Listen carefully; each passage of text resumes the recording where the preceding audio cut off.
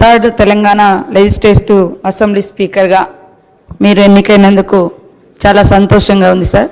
మీకు శుభాకాంక్షలను తెలియజేస్తూ మీ వ్యక్తిగత జీవితంలో కానీ రాజకీయ జీవితంలో కానీ ఎన్నో రకాల ఒడిదుడుకులను ఎదుర్కొని ఈ స్థాయికి రావడం మాలాంటి అణగారిన వర్గాల నుంచి వచ్చినటువంటి బిడ్డలకు మీ జీవితం కూడా ఆదర్శప్రాయం, స్ఫూర్తిదాయకం. 2009లో కూడా నేను ఈ అసెంబ్లీలో ఈ సభలో ఉండడం జరిగింది. గత 5 years నుంచి మేమంతా పక్కపక్కనే ఒకే క్వార్టర్స్లో ఉండి మీరు ఎదుర్కొన్నటువంటి వ్యక్తిగత జీవితంలో మీ సతీమణి గారు కోల్పోవడం ఇట్లాంటివన్నీ కూడా మిమ్మల్ని చూసినప్పుడు మీరెంతో నిబ్బరంగా ఉన్నటువంటి తీరు ఇవన్నీ కూడా చాలా చెలించినటువంటి సందర్భం. ఈరోజు మిమ్మల్ని చూస్తే చాలా గర్వంగా ఉంది. అదే కాకుండా ఒక అణగారిన వర్గాల నుంచి అంచబడ్డ వర్గాల నుంచి వచ్చినటువంటి బిడ్డలు ఎదగాలంటే ఎన్ని కష్టాలు ఉంటాయో తెలిసినటువంటి వ్యక్తులుగా మీ జీవితం మా అందరికి కూడా ఆదర్శప్రాయం. మీరు ఒదుగుతూ ఎదిగిన తీరు దేశానికి ఒక ఆదర్శవంతం.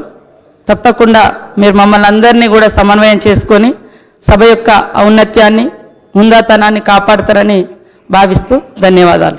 సెలవు తీసుకుంటాను. శ్రీ వి ప్రశాంత్ రెడ్డి గారు. అధ్యక్ష, మొట్టమొదటిగా తమరు 3వ తెలంగాణ శాసనసభ స్పీకర్గా ఏకగ్రీవంగా ఎన్నికైనందుకు తమరికి శుభాకాంక్షలు తెలియజేస్తున్నాను. అధ్యక్ష, మీ రాజకీయ జీవితం ఎంపీటీసీ నుంచి శాసనసభ్యుడిగా మంత్రిగా పనిచేసిన అనుభవం మీకు ఉన్నది. ఆ వివిధ వ్యవస్థల్లో అన్ని సభల్లో సమావేశాల్లో సభ్యుల యొక్క హక్కులు ఏ విధంగా కాపాడబడాలనో మీకు ఆ అనుభవం ద్వారా మీకు అన్ని తెలుసు అని చెప్పి నేను భావిస్తా ఉన్నాను. అధ్యక్ష, మీరు మృదు స్వభావిగా అందరితో కలుపుగోలుతనంగా ఉంటారని చెప్పి ఒక పేరు ఉంది. మరి వాళ్ళ మా శ్రీనివాస్ యాదవ్ గారు అన్నట్టు ఈ రోజు నుంచి మీరు కాంగ్రెస్ పార్టీ వ్యక్తి కాదు అధ్యక్ష. ఈ సభలో మా అందరికీ మీరు తండ్రిలా ఉంటారని మేము భావిస్తూ ఉన్నాం. మా రెస్క్యూకు మీరే ఉంటారని చెప్పి కూడా మేము భావిస్తూ ఉన్నాం. ఎందుకంటే అధ్యక్ష, ప్రజాస్వామ్యం ప్రజ్వరిల్లాలంటే ప్రజా సమస్యలు ఈ సభలో ప్రస్తావించబడాలి, వాటి యొక్క పరిష్కారాలు కనుగొనబడాలి.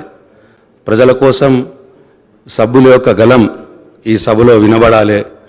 మరి దానికోసం మీరు ప్రత్యేకంగా ఇటువైపున్న ప్రతిపక్ష సభ్యుల యొక్క హక్కుల్ని మీరు కాపాడే విధంగా, మా యొక్క గొంతు వినబడే విధంగా ఈ సభలో మీరు మాకు రెస్క్యూగా ఉండాలని చెప్పి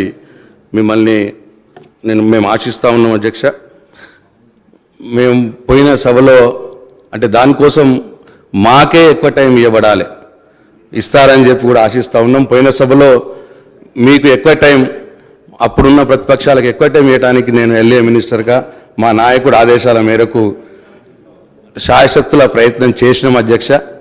నిజంగానే కూడా ఇచ్చినాం అధ్యక్ష. అట్లా మీరు మాకు ఎక్కువ సమయం ఇచ్చి ప్రజల యొక్క సమస్యలు ప్రస్తావించేటట్టుగా, ఇక్కడ పరిష్కారం కాబడేటట్టుగా మీరు వ్యవహరిస్తారని చెప్పి మేము ఆశిస్తూ ఉన్నాం అధ్యక్ష.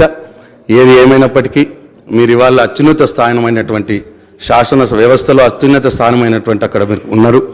మరి మీరు మీ బాధ్యతల నిర్వహణలో విజయం సాధించాలని ఆ భగవంతుని మనస్ఫూర్తిగా కోరుకుంటూ సెలవు తీసుకుంటున్నాను అధ్యక్ష.